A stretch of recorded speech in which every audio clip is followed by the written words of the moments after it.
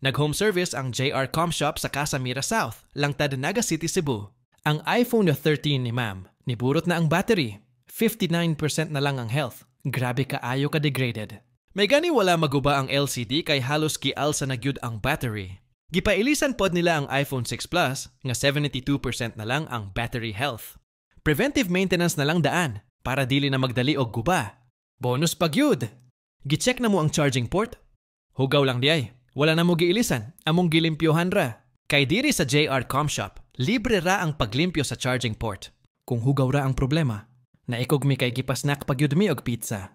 Salamat kaayo sa pagsalig og sa kaayo, ma'am. Honest repair, ragyud pirmi ang among prinsipyo. Kung naay mo chatin ninyo na nga magpaila na nga kauban sa JR Comshop, unya man kayo og down payment, scam na. O kung naay laing technician nga moingon nga kauban mi, tanawa lang ang nawong na nga na sa among mga videos. Maura na ang tinuod nga technician sa JR Comshop. Para makasiguro, tawag lang mo diretso sa among official numbers